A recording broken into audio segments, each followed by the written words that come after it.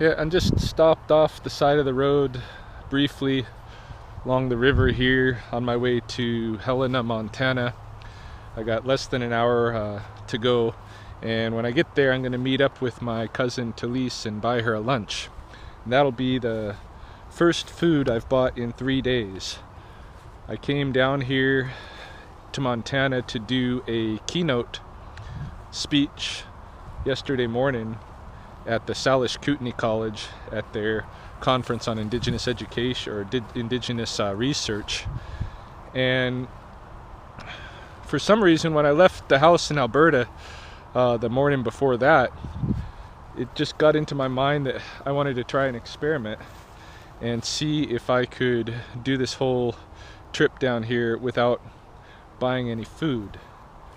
What I had in mind was kind of a variation on locavorism and freeganism as a means of surviving while I'm down here. Basically, I'd be, pulling food from the natural abundance, things like choke cherries or rose hips, for instance. And then on top of that, I would find food that's being wasted. The freeganism movement, I've really been interested in it for a long time, but I haven't done too much experimentation with it.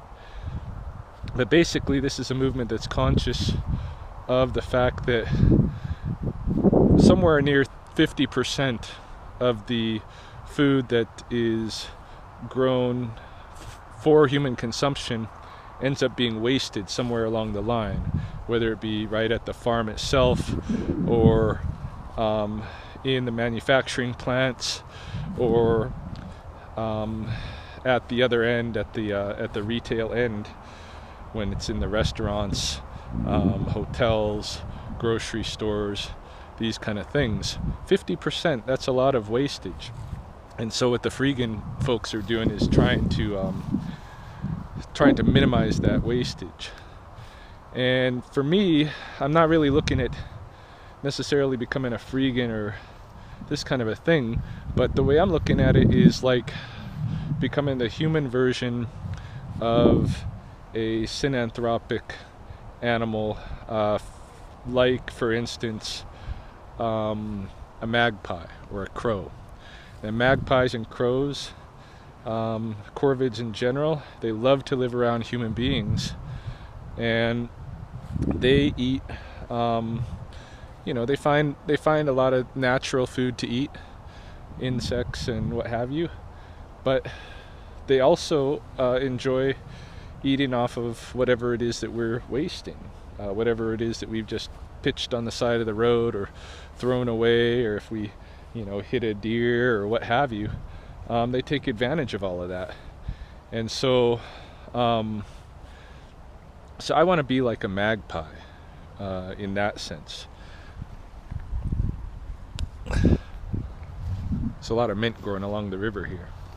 Yeah, I want to be like a magpie in that sense. And so I headed out from the house. I didn't really eat much till evening time the first day. Got really hungry around 4:30, pulled in at Columbia Falls, Montana, and walked into their Pizza Hut and asked the guy there if they have any leftovers that I could take.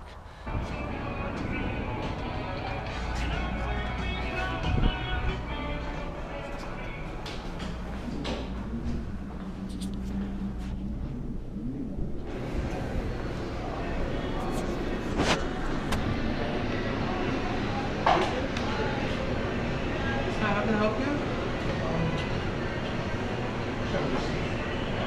Passing through looking to see if it's actually looking for leftovers. Oh, no. Apparently we don't have any. No. Alright. Okay. Sorry about that. No problem. And you should have seen the look on his face. I mean, it's pretty obvious that they don't get asked for leftovers at these restaurants. Not surprising or anything like that, but no, that was a no-go. So I left there. Next place I pulled in was at the Hilton Hotel in Kalispell, where I had a rose hip off of their planter. They had a nice big fat roses along their planters. Oh, here comes a train.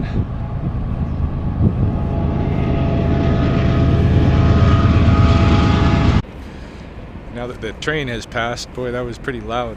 Yeah, anyway, I ate a rose hip from the Hilton's planter. At least I got a rosebud.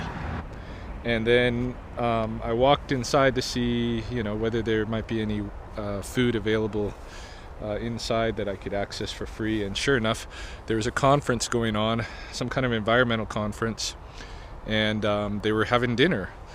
And so I just served myself up a plate.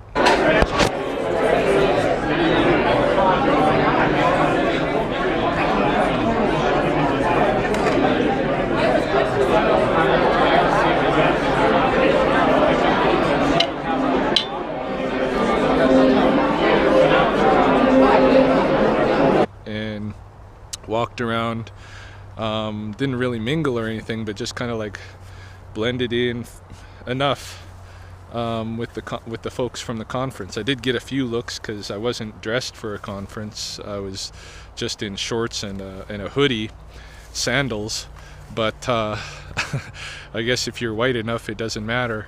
So nobody questioned me, and I was able to have a nice dinner, salmon dinner.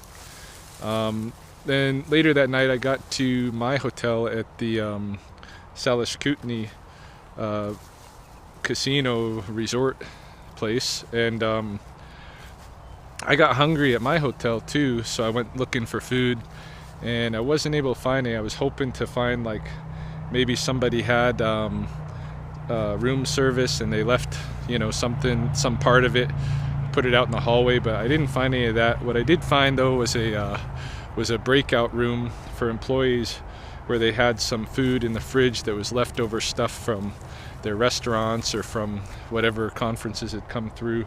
So I grabbed a little something from the employee breakout room. Now that's pretty much like on the verge of stealing, but it's not, I don't think anything that a magpie wouldn't do. I don't know, I guess just to protect myself it would be better to stick to just food that's likely to go to waste, rather than sneaking into kitchens and those kind of things. But I was hungry, so I had a little something to eat. The next day, the conference, actually they fed us really good. They fed us 3 meals, breakfast, lunch, dinner. Hello. It's the dinner tonight. Pretty decent for free dinner. And snacks in between. And I was able to grab some things to bring back to the room. Like this morning I had an apple and a banana that I had taken from the breakfast before back to the room. And last night I had some Swiss cheese and some crackers, that kind of stuff, up in the room late at night that I had taken from the snacks that they'd serve us during the day. So here I am, day 3, approaching Helena. It's almost 1 o'clock in the afternoon, and I've made it, so far without buying any food. But meeting up with my cousin. Actually, I've never met Talise before, so not gonna take her dumpster diving for food. We're gonna go have a nice lunch somewhere. So that was my experiment. It's working. I'd like to experiment more with accessing food in these ways and being more of a kind of a synanthropic human, something like a magpie, but in human disguise.